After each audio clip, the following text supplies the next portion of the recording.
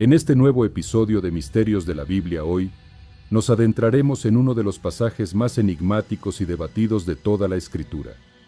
Un capítulo que algunos han llamado prohibido, no porque esté oculto, sino porque las implicaciones de lo que narra son tan profundas que desafían nuestra comprensión del mundo antiguo. Hablamos de Génesis capítulo 6, el preludio directo al diluvio universal.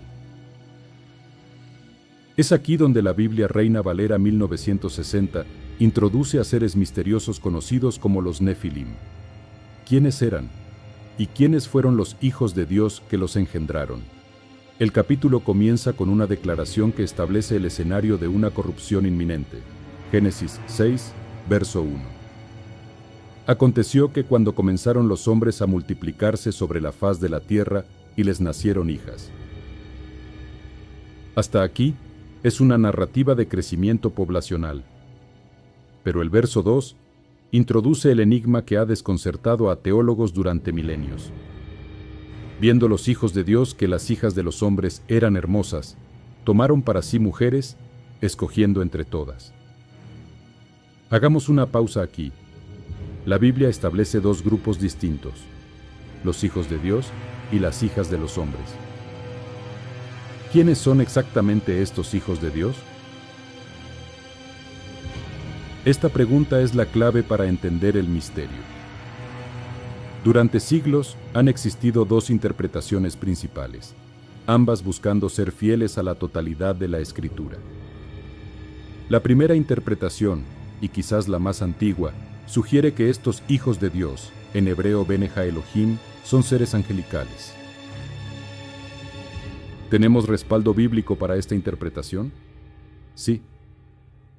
El término Bene Elohim se usa en otras partes del Antiguo Testamento y casi siempre se refiere a ángeles.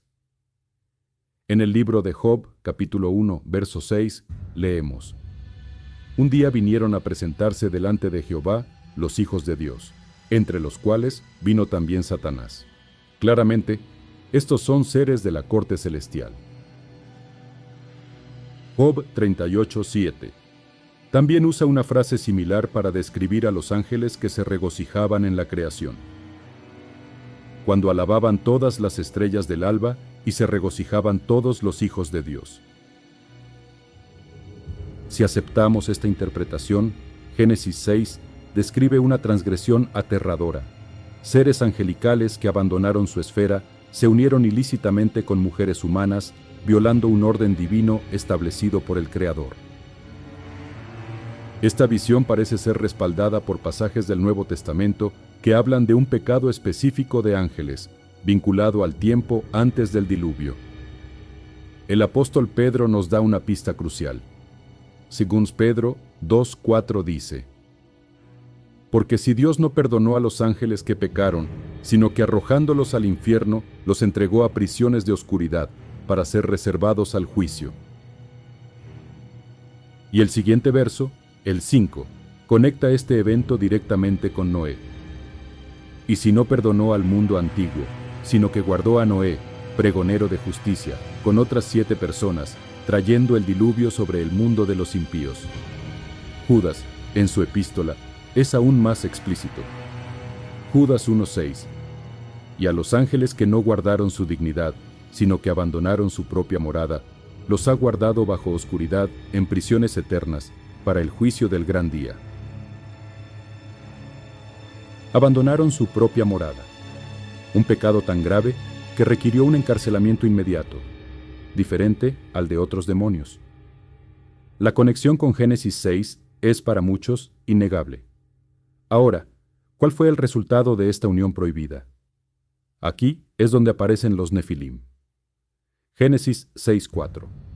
Había gigantes en la tierra en aquellos días, y también después que se llegaron los hijos de Dios a las hijas de los hombres, y les engendraron hijos. La palabra hebrea para gigantes es Nefilim, que muchos traducen como los caídos o los que hacen caer.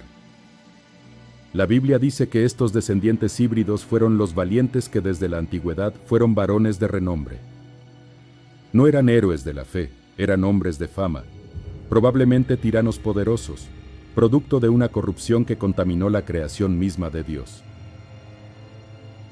Esta interpretación, aunque impactante, explica la severidad del juicio de Dios.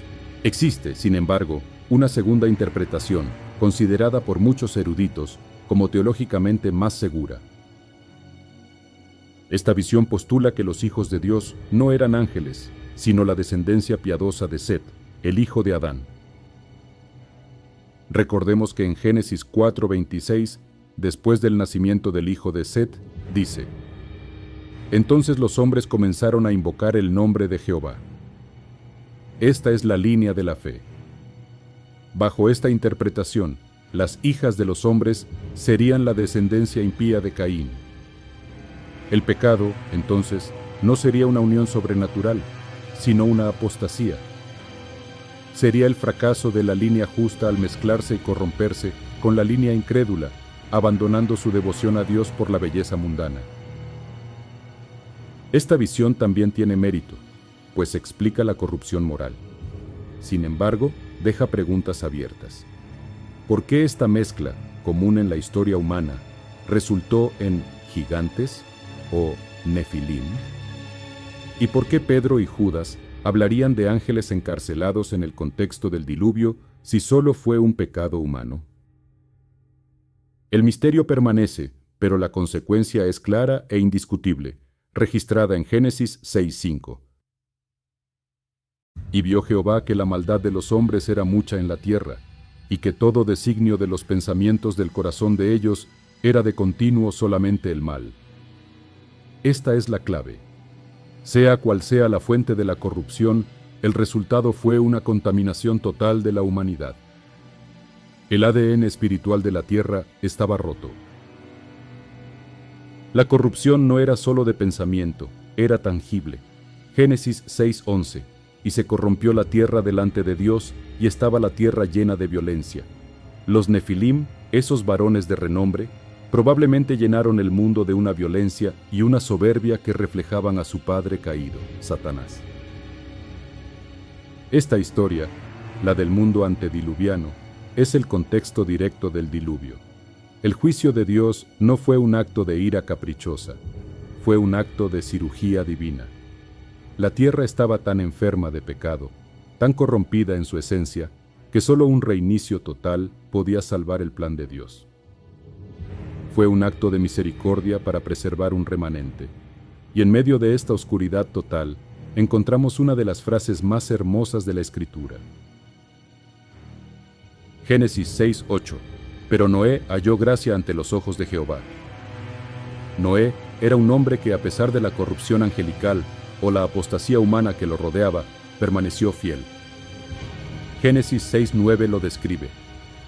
Estas son las generaciones de Noé.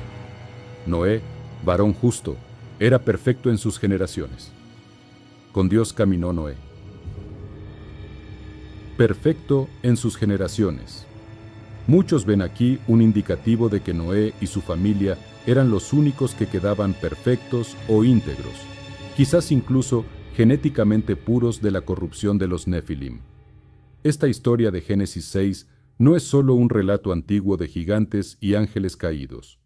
Es una advertencia solemne para todas las generaciones. Nos enseña sobre la santidad de Dios y la gravedad de cruzar los límites que Él ha establecido. Nos enseña que el enemigo siempre buscará corromper la creación de Dios y la simiente humana. Y nos trae a la mente las palabras proféticas del propio Señor Jesucristo en Mateo 24. Cuando sus discípulos le preguntaron sobre el fin de los tiempos, Él respondió: Mas como en los días de Noé, así será la venida del Hijo del Hombre. Mateo 24:37. Porque como en los días antes del diluvio estaban comiendo y bebiendo, casándose y dando en matrimonio, hasta el día en que Noé entró en el arca, y no entendieron hasta que vino el diluvio y se los llevó a todos. Mateo 24:38, 39. Como en los días de Noé. Un tiempo de profunda corrupción espiritual, de violencia, de una sociedad que ignora las advertencias de Dios y quizás de una actividad sobrenatural engañosa. Génesis 6 no es un capítulo para temer, sino un capítulo para estudiar. Nos llama a ser como Noé, justos, íntegros en nuestra generación, y a caminar con Dios sin importar cuán oscura se vuelva la sociedad que nos rodea.